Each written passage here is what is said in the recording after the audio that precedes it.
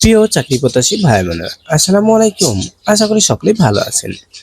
চলে এসেছি আবারও নতুন একটি এনজিওর নিয়োগ বিজ্ঞপ্তির ভিডিও নিয়ে। তো বন্ধুরা, কথা না বাড়িয়ে ভিডিওটি শুরু করি। রিসোর্স ইন্টিগ্রেশন সেন্টার রিক এনজিওতে নিয়োগ বিজ্ঞপ্তি। এই বিজ্ঞপ্তিটি প্রকাশিত হয়েছে 16 আগস্ট 2024 খ্রিস্টাব্দে বাংলাদেশ প্রতিদিন পত্রিকাতে। তো বন্ধুরা, এখন আমি পদ সম্পর্কে বিস্তারিত বা বিজ্ঞপ্তি সম্পর্কে বিস্তারিত আলোচনা করব। 1 নম্বর, পদের নাম জোনাল ম্যানেজার। পদ সংখ্যা 15 জন।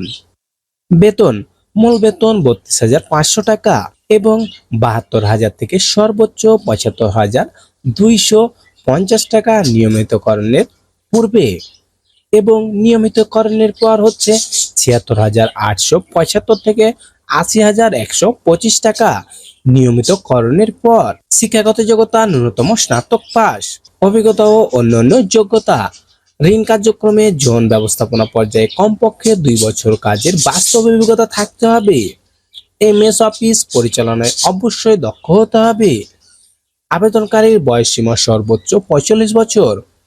অভিজ্ঞ প্রার্থীদের ক্ষেত্রে বয়সসীমা শিথিলযোগ্য। 2 নম্বর, পদের নাম এরিয়া ম্যানেজার। মূল বেতন 26,300 টাকা। নিয়মিতকরণের পূর্বে বেতন হচ্ছে 59,600 টাকা থেকে 62,230 টাকা এবং নিয়মিতকরণের পর 63,545 টাকা থেকে সর্বোচ্চ 66,175 টাকা। শিক্ষাগত যোগ্যতা ন্যূনতম স্নাতক পাস। অভিজ্ঞতা ও অন্যান্য যোগ্যতা, ঋণ কার্যক্রমে এরিয়া ব্যবস্থাপনা পর্যায়ে কমপক্ষে 2 বছর বাস্তব অভিজ্ঞতা থাকতে হবে। এমএস অফিস পরিচালনায় অবশ্যই দক্ষ হতে হবে। আবেদনকারীর বয়স সর্বোচ্চ 40 বছর। অভিজ্ঞ প্রার্থীদের ক্ষেত্রে বয়সসীমা শিথিলযোগ্য। 3 নম্বর, পদের নাম শাখা ব্যবস্থাপক। পদ সংখ্যা 150টি। মূল বেতন 21,000 টাকা এবং নিয়মিতকরণের আগে বেতন হচ্ছে 47,000 থেকে সর্বোচ্চ 49,100 টাকা এবং নিয়মিতকরণের পর 50,150 থেকে 52,250 টাকা। শিক্ষাগত যোগ্যতা স্নাতক পাস। অভিজ্ঞতা ও অন্যান্য যোগ্যতা, ঋণ কার্যক্রমে শাখা পর্যায়ে শাখা ব্যবস্থাপক পদে কমপক্ষে 2 বছর কাজের বাস্তব অভিজ্ঞতা থাকতে হবে। এমএস অফিস পরিচালনায় অবশ্যই দক্ষ হতে হবে। আবেদনকারীর বয়স সর্বোচ্চ 35 বছর। অভিজ্ঞ প্রার্থীদের ক্ষেত্রে বয়সসীমা শিথিলযোগ্য। 4 নম্বর, পদের নাম শাখা হিসাবরক্ষক কর্মকর্তা। পদ সংখ্যা 250টি। মূল বেতন 15,700 টাকা। নিয়মিতকরণের পূর্বে বেতন হচ্ছে 36,400 টাকা থেকে সর্বোচ্চ 37,974 টাকা এবং নিয়মিতকরণের পর বেতন হচ্ছে 38,755 থেকে 40,325 টাকা।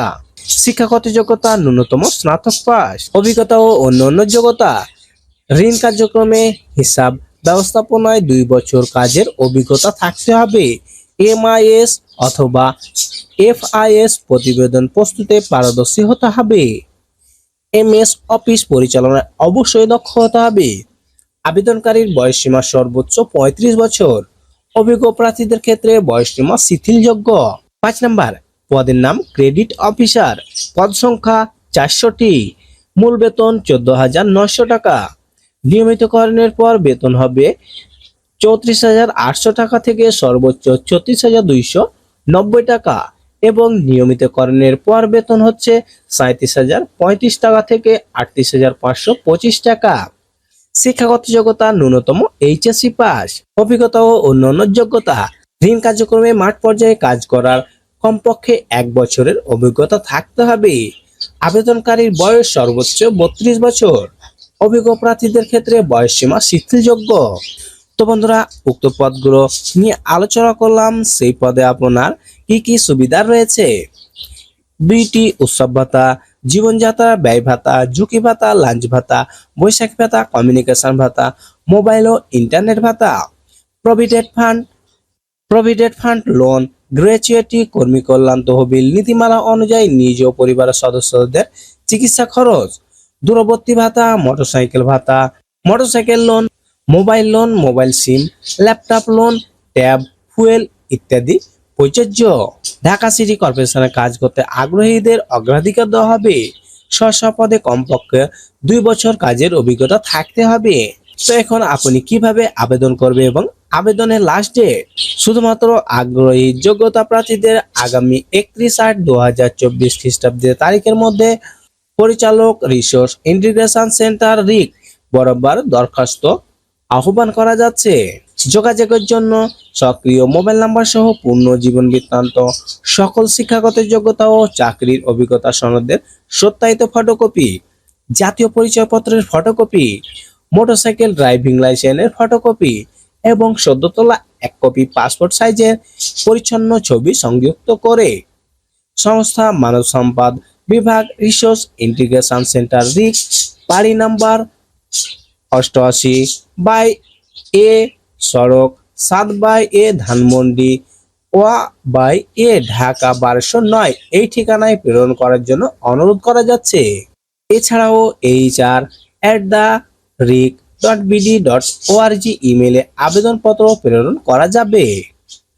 উল্লেখ্য, জীবন বৃত্তান্ত, ক্ষুদ্র ঋণ কর্মসূচিতে অভিজ্ঞতা, বিস্তারিত তথ্য থাকতে হবে। নিয়োগ বিজ্ঞপ্তি সংস্থার ওয়েবসাইটে পাওয়া যাবে এবং খামের উপর পদের নাম এবং নিজ জেলার নাম অবশ্যই উল্লেখ করতে হবে। তো বন্ধুরা, আজকে পর্যন্তই, দেখা হবে পরবর্তী ভিডিওতে। এই ভিডিওটি সম্পর্কে বা এই বিজ্ঞপ্তি সম্পর্কে আপনার যদি কোনো তথ্য জানা থাকে কমেন্ট করবেন, ইনশাল্লাহ উত্তর দেব। এই ধরনের সরকারি বেসরকারি যে কোনো এনজিওর বিজ্ঞপ্তি সবার প্রথমে পেতে আমাদের চ্যানেলটিকে সাবস্ক্রাইব করুন। ভিডিওটি দেখার জন্য অসংখ্য ধন্যবাদ।